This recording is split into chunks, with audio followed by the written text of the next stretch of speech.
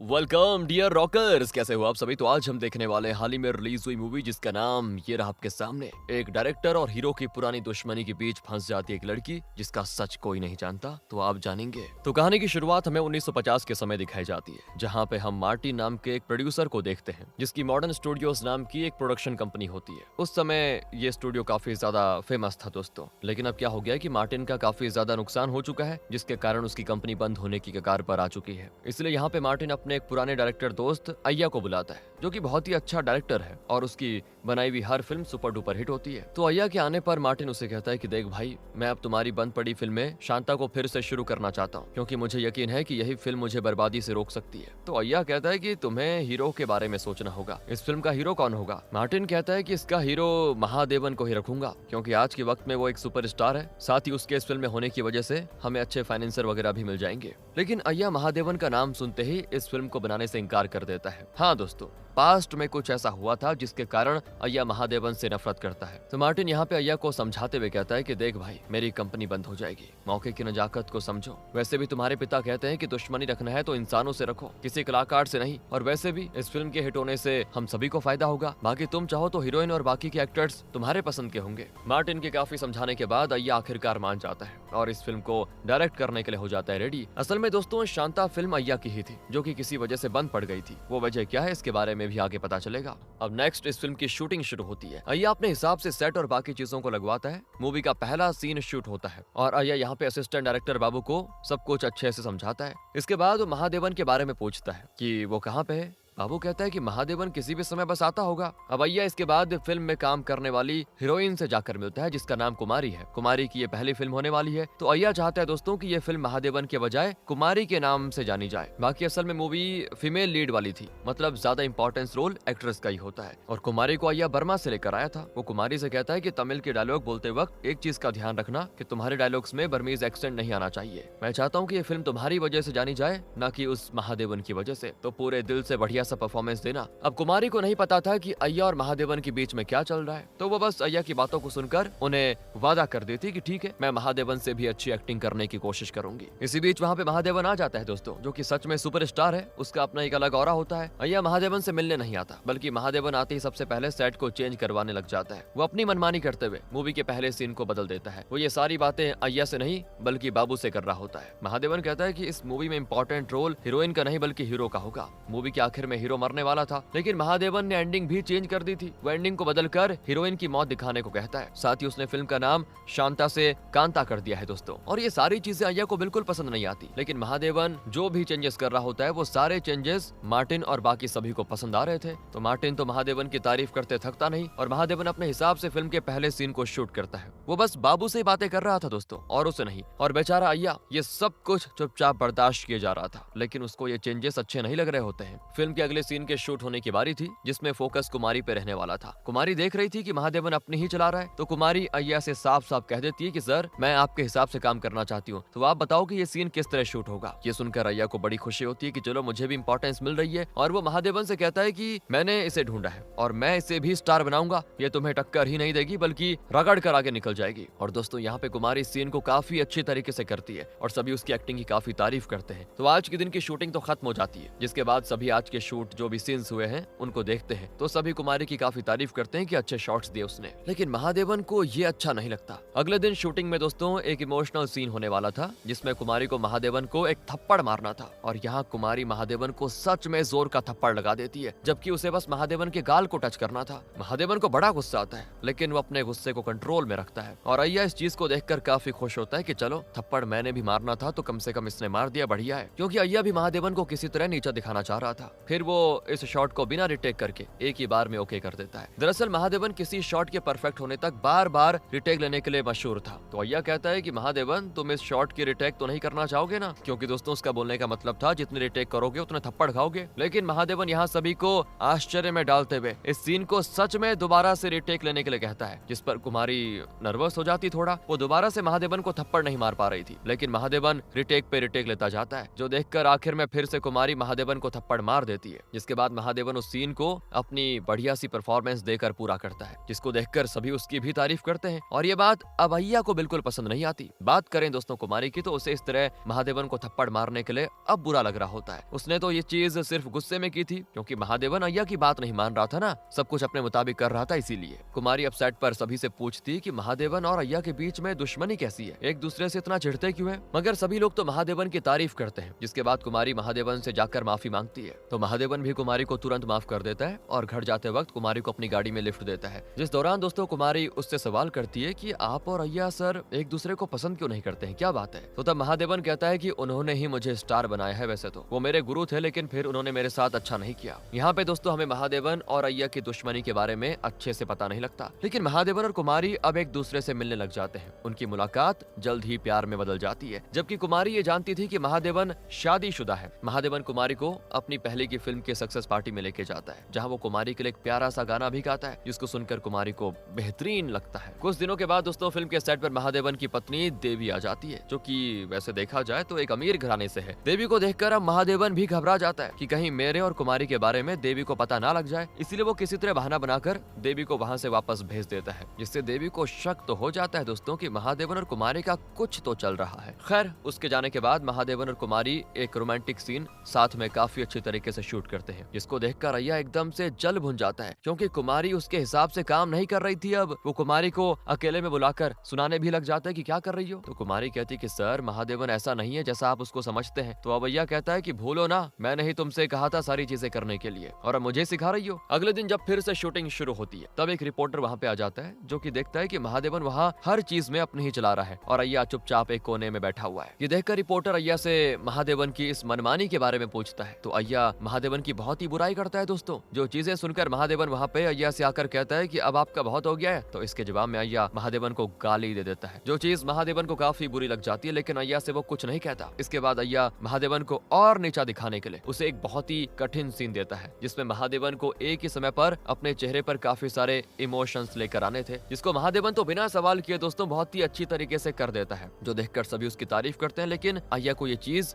उतनी बढ़िया नहीं लगती। इसके कुछ दिनों के बाद एक बार फिर शूटिंग में महादेवन देखता है कि उससे मिलने के लिए शिवालिंगम आया है, जो कि देवी का बाप और महादेवन का ससुर है। उसे महादेवन और कुमारी के अफेयर के बारे में पता लग चुका था दोस्तों, क्योंकि उसने महादेवन की जासूसी करवाई। उसके पास कुमारी और महादेवन के फोटोज भी होते हैं। तो महादेवन से कहता है कि ये सब जितनी जल्दी हो सके बंद कर दो, नहीं तो तुम्हारी वजह से ना मेरी बेटी की आंखों में अगर आंसू आए तो अच्छा नहीं होगा। इसी बीच कुमारी महादेवन से बताती है कि वो उसके बच्चे की माँ बनने वाली है, और ये बातें सुनकर महादेवन के होश उड़ जाते हैं, मगर वो क्या ही कर सकता था। अगले दिन महादेवन देखता है कि शूटिंग पर ना तो अय्या आया है ना ही कुमारी आई है, तो वो कुमारी से मिलने जाता है। महादेवन को पता चल चुका था कि अय्या का एक छोटा सा एक्सीडेंट हो चुका है, जिससे उसके पैर में चोट आ गई है और कुमारी उसकी देखभाल कर रही है। कुमारी से महादेवन सेट पर चलने के लिए बोलता है, लेकिन वो मना कर देती है। वो कहती है कि नहीं, अय्या सर ने मुझे काम दिलाया और अब मैं उन्हें इस स्थिति में छोड़कर नहीं जा सकती। अगर आप यहाँ तक आए गए हो तो पुरानी बातें भुलाकर एक बार जाकर उनसे मिल लो। तो कुमारी के कहने पर महादेवन अय्या से मिलने जाता है, लेकिन अय्या उल्टा उस पर इल्जाम लगाता है कि तुमने ही मेरा एक्सीडेंट करवाया ताकि मैं सेट पर ना आऊं ना।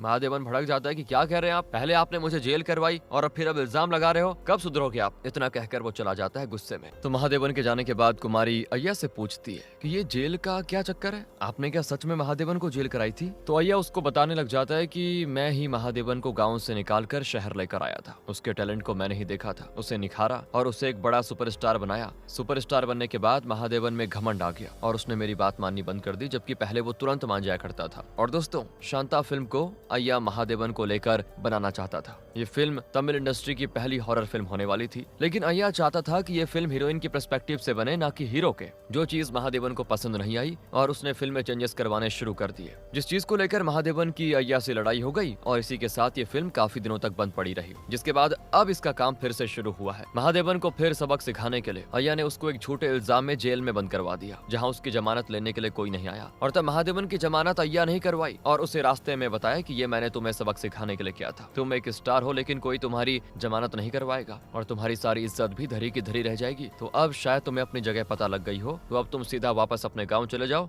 लेकिन दोस्तों उसके बाद महादेवन वापस नहीं गया, बल्कि उसने और मेहनत की और फिर से अपना नाम बनाया। खैर कुछ दिन बीत जाते हैं। अब जो अय्या के पैर पे चोट लगी थी वो ठीक हो गई थी, तो महादेवन शूटिंग कर रहा होता है। यहाँ अचानक से एक झूमर महादेवन के ऊपर गिर जाता है, जिससे बाल बाल बचता है वो। तो अय्या महादेवन से कहता है कि उसे तुम्हारे बारे में पता चल चुका है, तो बेटा अब तुम्हारी जान को खतरा भी है, ध्यान रखना। इस पॉइंट पर महादेवन को लग रहा था कि अय्या अपनी बात कर रहा है और उसको धमकी दे रहा है, लेकिन अय्या तो यहाँ पे महालिंगम की बात कर रहा है दोस्तों। तो एक सीन में महादेवन के गले में रस्सी डालकर शूट करना था और अय्या उस रस्सी को खींचकर बता रहा था कि ये कैसे कैसे खींचनी है, लेकिन बीच में अय्या उस रस्सी को जोर से खींच लेता है, जिससे महादेवन को होता है काफी दर्द। अब इस मूवी के क्लाइमेक्स सीन में दोस्तों एक कैरेक्टर अपनी भाभी को गोली मारने वाला था, जो कि महादेवन को जाकर लगनी थी, लेकिन महादेवन ने ये सीन चेंज करवा दिया कि ये गोली उसे नहीं बल्कि कुमारी को लगेगी, ताकि क्लाइमेक्स में महादेवन के कैरेक्टर को इंपॉर्टेंस मिल सके। लेकिन जो गन थी दोस्तों उसमें नकली की जगह असली गोली थी, जो कि चलने के बाद पता चलता है मगर ये गोली ना तो कुमारी को लगती है ना ही महादेवन को। कुमारी की तो जान बच जाती है, तो वो इस शौक से बुरी तरह रोती भी है। और यहाँ महादेवन फिर अय्या पर चिल्लाते हुए कहता है कि ये तुमने क्या किया, तुम्हें कुमारी और मेरे रिश्ते के बारे में पता चल चुका था, इसीलिए तुम कुमारी को मारकर मुझसे बदला लेना चाहते हो ना।